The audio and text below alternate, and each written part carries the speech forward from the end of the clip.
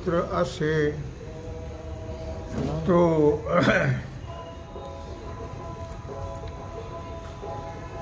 तो तव तया कृपा नाशे तेथ रात्री सवे जैसे अंधारे जाय। भगवान सिद्धेश्वराच्या असीम कृपेने श्री रुक्मिणी पांडुरंगाच्या चरणाजवळ बसून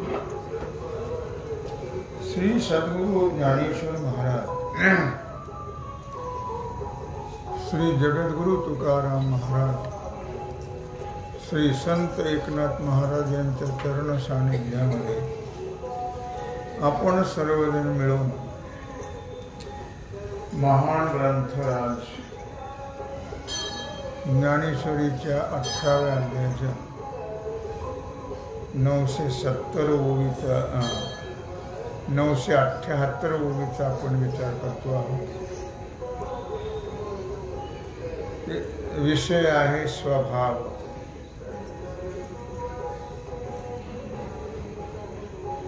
तीर्थ स्वभावे धनंजया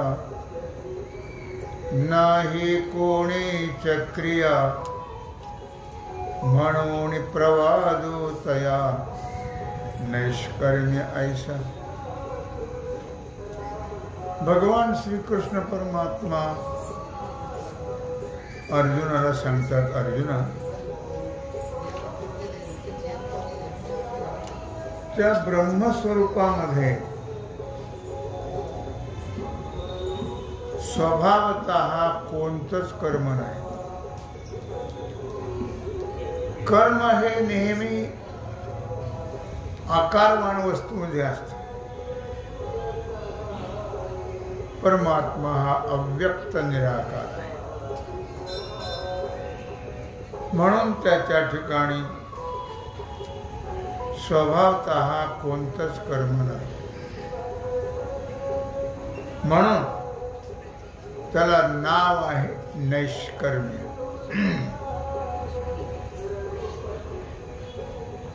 नैष्कर्म्य स्थिती नाही। नैष्कर्म्य किंवा सकाम कर्म हे माणसात किंवा आकारवान प्राण्यामध्ये आहे, बाकीच्या नसतेच काही। 83,99,999 योनीमध्ये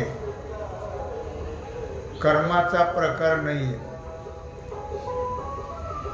कर्माचा प्रकार हा फक्त या मनुष्य प्राण्यामध्येच आहे। पण बाकीच्या सर्व भोगभूमी आहेत। इथं जे केलेलं आहे ते सर्व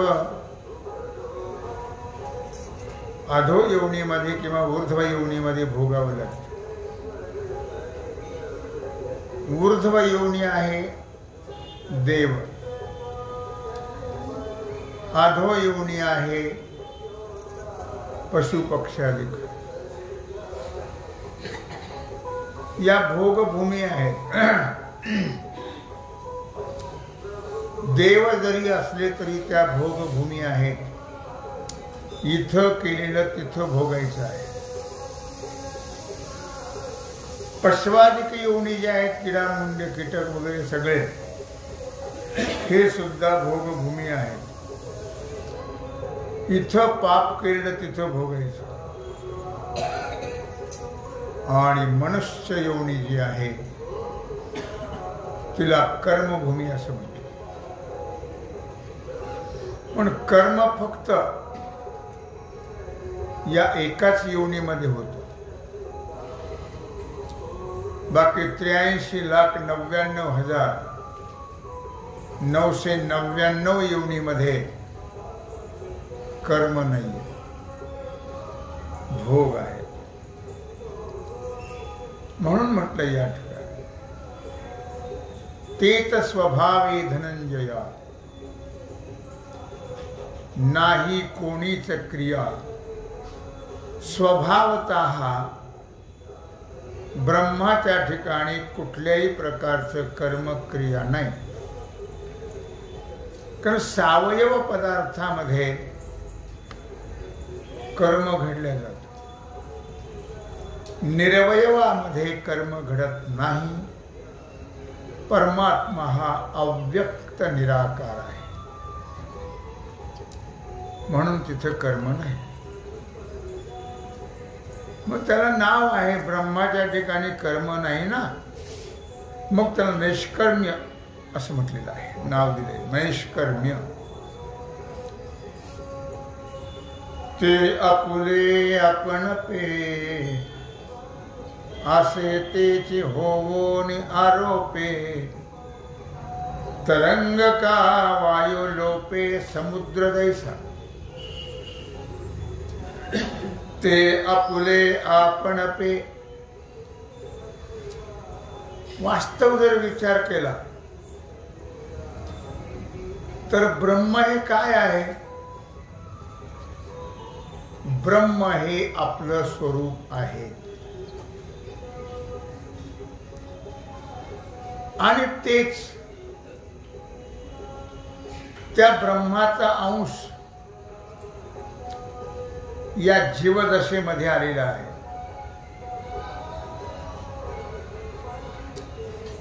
तो कर्तृत्वाच्या कर्माच्या सापेक्षित भावनेनं आलेला आहे. तर सापेक्षितपणा आहे. जीव का झाला? कर्म केल्यामुळे झाला. आणखी का झाला? अज्ञान अविद्या दोषामुळे झाला. जीव हा काय आहे? जीव हा आभास आहे. म्हणून मी निष्कर्म झालो असा आरोप ब्रह्माच्या ठिकाणी होत नाही. ब्रह्माच्या ठिकाणी कर्मच नाही आहे. ब्रह्म काही सावयव नाही आहे, त्याला काही हात पाय वगैरे काही नाही आहे. म्हणून त्याच्या ठिकाणी कर्म हा प्रकार नाही. देव काही करतो, काही करत नाही. तो काही करत नाही, काही करतो म्हणून आरोपही करण्याचे कारण नाही. तो फक्त फलदाता आहे. जैसे ज्याचे कर्म तैसे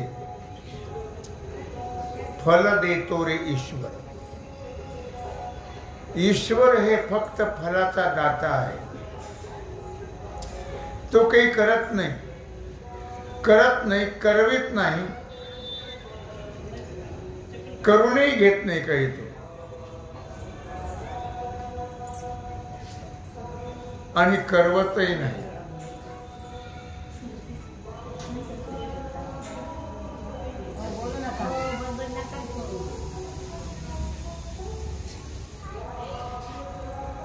तो करतही नाही आणि करवितही नाही. मग तो आपल्याकडून काही करून घेत नाही का? नाही, तो काहीच करून घेत नाही. आपण जसं पेरतो तसं उगवतो. आपण जसं कर्म केलेलं आहे तसं होतं, पण आपण ते आपल्या बोडख्यावर मारून घेतो. माझ्याशिवाय काहीच होत नाही, तू मेल्यावर सगळं होईल, तुझ्या मागे कोणी मरणार नाही. अहंगंड आहे जीवाच्या ठिकाणी. माझ्याशिवाय काहीच होत नाही. विचार कर ना, आतापर्यंत जे मेले त्यांच्या वाचून काही राहिलं का? उपवासी राहिले का? विष खाऊन मेले, त्यांच्या मागे काही नाही राहत कोणाचं कोणा वाचून. आपल्या वाचून सुद्धा कोणाचंही आडल्या जात नाही. फक्त आपल्याला तो अहंगंड आहे. माझ्याशिवाय कसं होईल, माझ्याशिवाय कसं होईल. तुझ्याला कोण विचारतं चिपड्याला? तुला कोण कशाला टमकी बडवतो घेण्यान देण्याची? उगाच टमकी बडवत राहतो हा जीव. माझ्याशिवाय होत नाही, मी केल्याशिवाय कसं होईल. तू गेल्यावर तर मस्त मस्त मज्जा होईल. तू जा लवकर, म्हणजे मज्जा होईल. काय त्यांना जे पारतंत्र्य आहे, त्यांना जी अडचण आहे ती अडचण निघून जाईल आणि त्यांना दुःख होईल की मज्जा होईल. काय होईल बरं? मज्जा होईल. दुःख होणार कारण तुमचं सगळं गबाळ त्यांच्या हातात येईल ना. मज्जा होईल का दुःख? दुःख नाही होणार. तुमची आठवण काय ते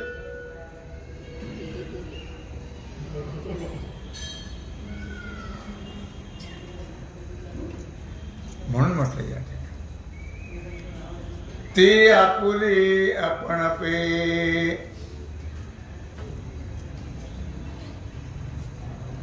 आसीतीची होऊन आरोपे तरंग का वायू लोपे समुद्र जैसा. आपलं वास्तव स्वरूप परमात्मा आहे, ब्रह्म आहे, आत्मा आहे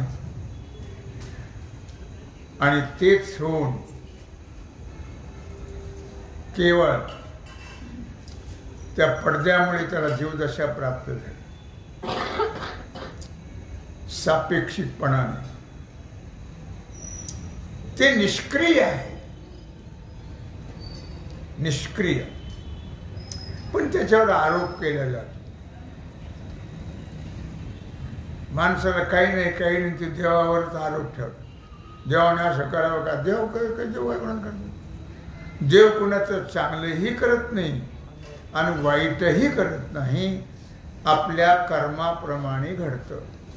देवाला मध्ये घ्यायचं काहीच कारण नाही. त्याला माझं चांगलं करा, चुकीची गोष्ट आहे. माझं चांगलं करा म्हणजे त्याच्या हातात काय चांगलं करेल? चांगलं करा म्हटलं तरी देवाच्या हातात काही नाही आहे. त्याने असं करावं का वाईट आमचं त्याच्या हातात ते पण नाही. चांगलं करणंही त्याच्या हातात नाही, वाईट करणंही त्याच्या हातात नाही. मग हे सगळं आपलंच कर्तव्य आहे. चांगलं झालं तरी आपल्या कर्मामुळे, वाईट झालं तरी आपल्या कर्मामुळे. ज्या डोंगरावर करख्याट्या राजुरी जाणार, जा जेजुरीला, जा तुळजापूरला, जा माहूरगडला, कसा त्यांना त्रास देता बिचाऱ्यांना. ते तुमच्या आद्यात नाहीत, मध्यात नाहीत, तर तुमचा हा मूर्खपणा टाकून द्या ना. जरा शहाणपणा धरा, एकच पकडा ना. सगळ्या दुनिया कशाला बोंबलत फिरता आणि त्यांनी काय मिळतं तुम्हाला? काही लाभ होतो काय? मनाचं समाधान तेवढं होतं, बाकीचं काय होतं? आता मनाचं समाधान कशाने होतं? काय केलं म्हणजे होईल? देवाला गेलं म्हणजे होतं? पुन्हा त्याची बोंब ती आहे तीच आहे का? गेलं की माहूरगडला झालं समाधान, शांत झालं मन.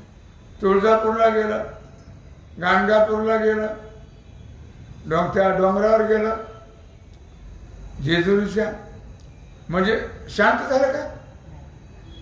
शांत होत नाही. आपली वृत्ती जी आहे ती घाणेरडी वृत्ती आहे आपली. म्हणून आपण आयुष्यभर पळत राहतो आणि एवढा अमूल मनुष्य देह फुक्कट घालवतो. कहत कबीरा सुन भाई साधू आया वैसा गया. पुन्हा देवाच्या डोक्यावर हात. आपली अशी खंदा नाही लक्षात सांगितलं पण ते बरोबर काय हा ना.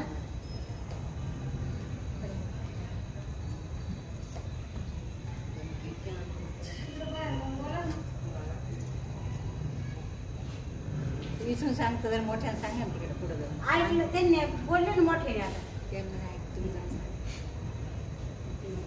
कळलं का? काय कळलं? परमात्मा काही करत नाही. ही आपली कल्पना आहे, कल्पना. पीछे से आई आणि आगे धकाई.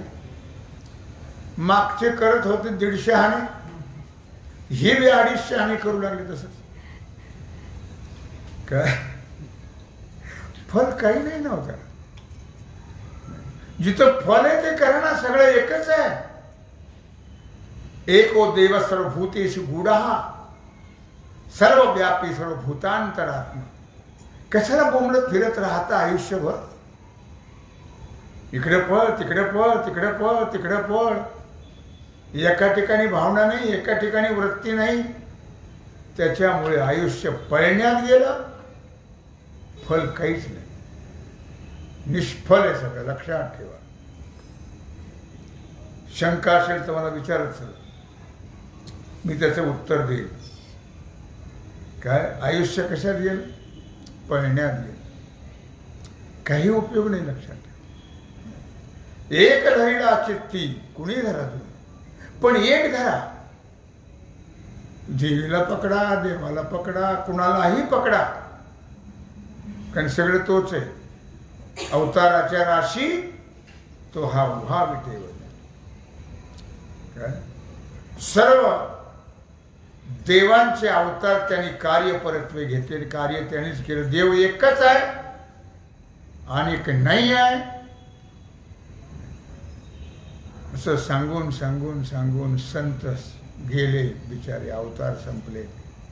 पण या मूर्ख जीवावरती परिणाम झाला, होणार. हसून हा म्हणतात जेव्हा मला वाईट वाटतं. हसायची गोष्ट नाही आहे, हे वाईट वाटण्याची गोष्ट आहे. काय असं तेव्हा त्याला दृष्टांत दिला. देवावर आरोप करू नका, असे तेचे होऊन आरोपे. काहीच कारण नाही आरोप करण्याचं. देवाला मध्ये घ्यायचंच नाही. आपलं नाही धडण शेजाऱ्याला कड कशा करतात? देवावर कशा करता आरोप करतात? कोण देव तुमचं शत्रूच आहे? नाही. लक्षात ठेवा. तरंग का वायुलोपे समुद्र जैसा. ज्याप्रमाणे वस्तुतः समुद्रावर ज्या लाटा निर्माण होतात, हे कर्तृत्व समुद्राचं आहे का? नाही. लाटा निर्माण होणं हे कर्तृत्व समुद्राचं नाही आहे. लक्षात ठेवा. हे तव वार्याची करणे, हे वाऱ्याचं काम आहे. केवढ्याला लाटा समुद्रावर, समुद्रावर लाटा कसल्या आल्या? लाटा म्हणजे काय आहे आणि समुद्र म्हणजे काय आहे? पाणीच आहे. मग वेगळं का वाटतं आम्हाला? वाऱ्यामुळे. काय हे वाऱ्यामुळे वाटतंय. तरंग का वायू लोपे. वारा बंद झाला की समुद्र शांत, वारा सुटला की लाटा सुरू. लाटा वेगळ्या, समुद्र वेगळा, अशातला भाग नाहीये. लक्षात ठेवा. तरंग का वायू लोपे समुद्र जैसा. वाऱ्याचा लोप झाला की लाटा म्हणजेच समुद्र आहे आणि समुद्र म्हणजे लाटा आहे. त्यात काही बदल नाही. काय तैसे न होणे निपजे, ते नैष्कर्म्य सिद्धी जाणीजे. सर्व सिद्धित सहजे परम हेची. तैसे न होणे निपजे. त्याप्रमाणे ब्रह्म तर जीव आहे. मग जीवाला का वाटत नाही ब्रह्म आहे म्हणून? जीव तर ब्रह्मच आहे. मग जीवाला का वाटत नाही? कशामुळे वाटत नाही? अज्ञान. अज्ञानामुळे आपल्याला वाटतं मी मरणार, मरत नाही. मी जन्माला येणार, जन्माला येत नाही. मरतही नाही, जन्माला येत नाही. काय मग हे अज्ञानामुळे वाटतं मी जीव आहे. जीवो ब्रह्मैव ना परा, मितो स्वये परब्रह्म, मितो स्वये आत्मा राम. पण एवढ्या 2 शब्दावरच परमार्थ आहे सगळं. आणि 2 शब्द करताच परमार्थ आहे. मग एवढे मोठी ग्रंथसंपत्ती, वेदांताचे किती ग्रंथ येतात काय, हे एवढे 2 शब्द करतात. काय करतात? त्यांना कामधंदे नव्हते त्या लोकांना. साधू संतांना काही उद्योग नव्हते. शास्त्रकाराला, व्यासाला काही धंदा नव्हता काही. आणि त्यांनी करून ठेवलं हे सगळं. आम्हाला त्याची आवश्यकता वाटत नाही. आम्ही त्याचा कधी विचार करत नाही. आमच्यासारखी बियमान जात लोक 84 योनीमध्ये एकट्यातली कमी करायची. कोणचीच बियमान नाही. पशु पक्षी कुत्रे सगळे इमानदार प्राणी आहेत. माणूस तेवढा बियमान आहे. त्याला इमानदारपणा हा राहिलेला नाही आहे. म्हणून तैसे न होणे निपजे, ते नैष्कर्म्य सिद्धी जाणी. मग त्याप्रमाणे देव हा, तुम्ही देव हा चालू संत सांगून गेले. देवाची बरे, देवाची बरे, देवाची बरे, देवाची बरे. तुका म्हणे खरे तुम्ही, न म्हणा देह माझा ऐसा. मग भरवसा कळेल. देवाची बरे, देवाची बरे, तुका म्हणे खरे तुम्ही. अरे बाबा हो, तुम्ही देवच आहात. टमक्या वाजून फुटल्या ते गेले. पण जीवाला कळलंच नाही आम्ही देव आहोत हे कळलं नाही. का? तर अज्ञान आहे. अज्ञानामुळे कळत नाही. पुष्कळ देव मानतच नाही लोक. नका माणसाचं काय कमीपणा आहे त्याचा? तुम्ही देव मानला नाही तर देवाचा काही कमीपणा आहे का? नाही. त्याचे काही नुकसान आहे का? तुम्ही नाही आला देवाला गेला, तुम्ही नाही देव मानला तर देवाचे काही नुकसान आहे का?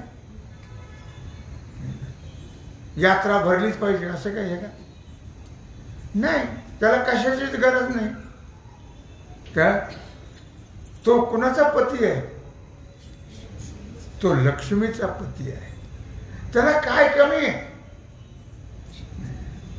तुम्ही 1 रुपया जर टाकला त्या पेटीत तर तुम्हाला वाटतं रुपया टाकला मी. कोण तुम्ही?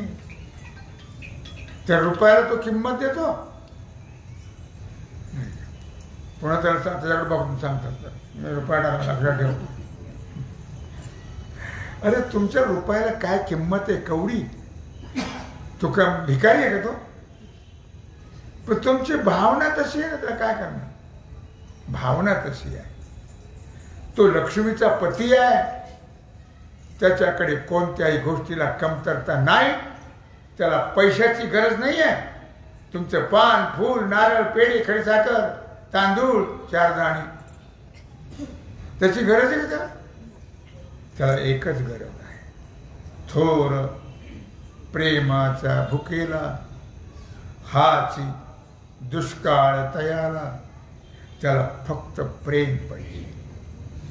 तुम्ही सगळी दुनिया केली पण प्रेम नसेल तर त्याला काहीच किंमत नाही काडीची. लक्षात ठेवा. तुम्ही महापूजा करा, अभिषेक करा, काय दुनिया करा, काही किंमत नाही त्याला. हे फक्त लौकिक आहे. हे लोकाला दाखवण्याकरता. लक्षात ठेवा. एकाने मागे 50 तोळ्याची घोंगडी वाहिली. ते काय उघडा बसलाय का थंडीत? तुम्हाला त्याचा स्वाभिमान आहे. मी केलं म्हणून त्याला त्याची काय गरज आहे? तो काय भिकारी आहे काय? तुम्हाला वाटतं तसं काय? तो तसा नाही लक्षात. हे तुम्हाला कळेना म्हणून तुम्ही आंधळी भक्ती करता. आंधळी. कळलं का?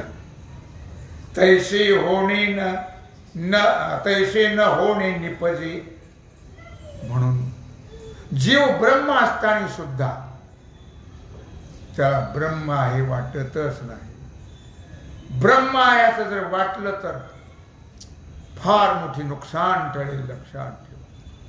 फार मोठी नुकसान आहे. ब्रह्म मी नाही, मी जीव आहे हे म्हटल्यामुळे ती कधीच नुकसान भरून निघत नाही. कळलं का तुम्हाला? आणि त्याच्यामुळे तर जन्म मरणाचं दुःख ते नुकसान आहे. ते जन्म मरणाचं दुःख भोगावं लागतं. लक्षात. केवळ मी ब्रह्म आहे हे न कळल्यामुळे. मी ब्रह्म आहे असं जर कळलं पाहिजे. लक्षात ठेवा. जप करून नाही जमलं. अहम ब्रह्मास्मी, अहम ब्रह्मास्मी, अहम ब्रह्मास्मी, अहम ब्रह्मास्मी. जप करून नाही. ते निश्चित कळलं पाहिजे की मी परमात्माच आहे. अहम ब्रह्मास्मी म्हणायची गरजच नाही. अहम जोपर्यंत आहे तोपर्यंत कळलंच नाही. म्हणून अज्ञानाचा नाश होत नाही तोपर्यंत मी ब्रह्म आहे असं कळत नाही. आणि ते कळण्याकरता, कळून घेण्याकरता भगवंताने हा चान्स दिलाय. कळलं का तुम्हाला? काय चान्स दिलाय? काय मनुष्य देह. मोठे बोललं. मला वाटलं उपवास तर नाही आज काय. मंगळवार आहे वाटतं नाही का? आज होता का काल? काय लक्षात आलं का तुम्हाला? आज शनिवार. आज उपवास असेल कोणाला तरी म्हणून हळूच बोलतात. त्याच्याकरता म्हणत मला बाकीचं काही नाही. कोणचा का वार असेल आपल्याला काय करायचं? आपल्याला सगळे वार सारखे का काही फरक आहे? कोणता वार आला, कोणती एकादशी आली म्हणजे आपल्यात काही फरक पडतो? हा फरक पडतो. खिचडीवर जोर तेवढाच फरक आहे. म्हणून न होणे तैसे न होणे निपजे. अज्ञानामुळे मी ब्रह्म आहे हे कळेना जीवाला. तै नैष्कर्म्य सिद्धी जाणी. आपल्या ब्रह्मस्वरूपामध्ये मी ब्रह्म आहे असं म्हटलं ना. मी ब्रह्म आहे हे निश्चित कळालं की मग कर्म नाही. संपलं. मग ब्रह्मस्वरूपामध्ये कर्म नाहीये. कर्म नसेल तर जन्मही नाहीये. मग मरणही, जन्म नाही तर मरणही नाही. म्हणून कर्माचा अत्यंत अभाव ब्रह्मस्वरूपाच्या ठिकाणी आहे हे सिद्ध होत नव्हे. याचा अनुभव आला पाहिजे.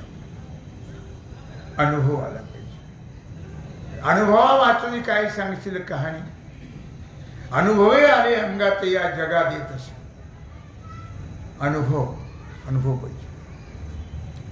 तेव्हा सर्व सिद्धीत सहजे परमसिद्धी हेच. आणि म्हणून तिला नैष्कर्म्य सिद्धी असं म्हटलेलं आहे. सर्व सिद्धीमध्ये श्रेष्ठ सिद्धी ही नैष्कर्म्य सिद्धी आहे. जसं देवळाची आकामा कळसो, परमगंगेशी सिंधू प्रवेशो, का सुवर्ण शुद्धी कसो 16 जैस. ज्ञानोबरायाच्या काळातली भाषा आहे. 750 वर्षापूर्वी. देवळाची या कामा कळसो. देवळाचं काम पूर्ण कधी होतं? कळस झाल्यावर. घराचं नाही बरं. घराचं कुठं नावच नाही. कारण ते पूर्ण होतच नाही. हे तोंड वाचून गेले तरी पूर्ण होत नाही. लक्षात ठेवा. म्हणून देवळाची या कामा कळस.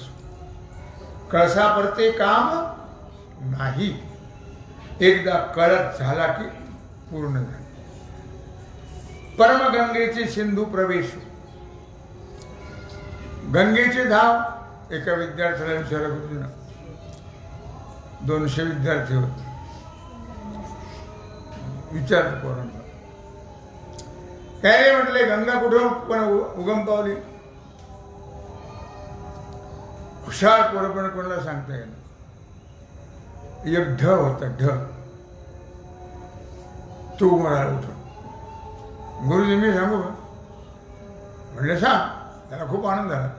याला कधी ढ याला काही येत नाही. उभा राहिला. 200 पोराला येईल तुला सांगता येतं का? हा म्हणले सांगता येतं मला. सांग कुठे उगम झाला? म्हणले नाशिक जिल्ह्यामध्ये त्र्यंबकेश्वर आहे. त्र्यंबकेश्वरला ब्रह्मगिरी आहे आणि ब्रह्मगिरीहून गोदावरीचा उगम झाला. आता ते गुरुजी कुठे गप बसते होय. ते म्हणजे मग कुठे गेली? म्हणजे कुशावर्ताला आली. तिथून कुठे गेली? गंगापूर धारणात आली. तिथून कुठे गेली? पंचवटीला आली. तिथून कुठे गेली? म्हणजे असं तोंड काही गप बसत नाही. मग त्यानंतर तिथून तळे भरत भरत भरत भरत भरत भरत ती सगळे बीड जिल्हा, नगर जिल्हा, बीड जिल्हा, औरंगाबाद असं करत करत ती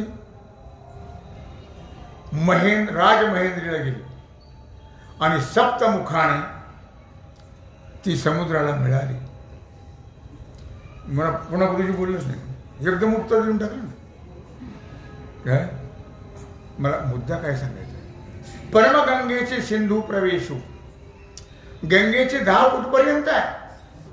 मग ते म्हणलं समुद्राला मिळाली. मग तिथून कुठे गेली? म्हणा तुमच्या डोंबल्यात गेली. आता तिथून कुठे जाईल ती? मिळून मिळतची असे समुद्री गंगा जळते. गंगेची धाव समुद्रापर्यंत आहे.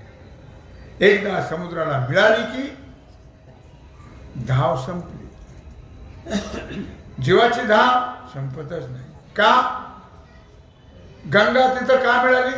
ते मूळ स्वरूप आहे गंगेचं समुद्र. म्हणून तिथे गेल्यावरती पूर्णत्वाला प्राप्त झाली. जीवाला कधी पूर्णत्व होतच नाही. का? त्याला मूळ स्वरूप कळतच नाही. मूळ स्वरूपाचा ते कधीही विचार करत नाही आहे. म्हणून जीवाला कधी शांती कधी सुख. माणसं मत कसं रे धाव शांतीला धरा, शांतीला धरा, शांतीला धरा म्हणून किती गेलं का बायला मिठी मारली. अरे मी यायला तर बायला काही मिठ नाही. तिचं नाव शांत आहे. शांतीला धरा बायला मिठी मारली. याड पटकन करतं काय? शांतीला कसं जाईल ते कळलं नसतं. त्याच्याकरता ज्ञान जावं लागतं. मूळ स्वरूप कळावं लागतं. म्हणजे आपली धावाधाव समाप्त होते. झालेली सेवा भगवत चरणी समर्पित करू.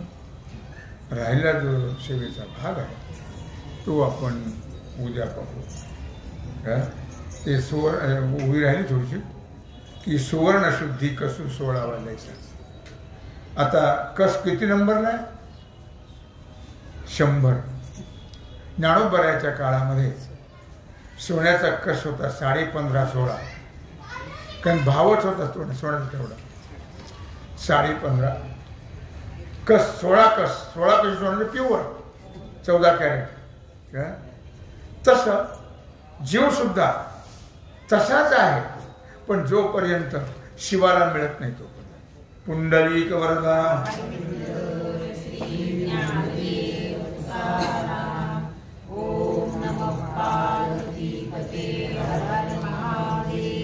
आता विश्वात्मके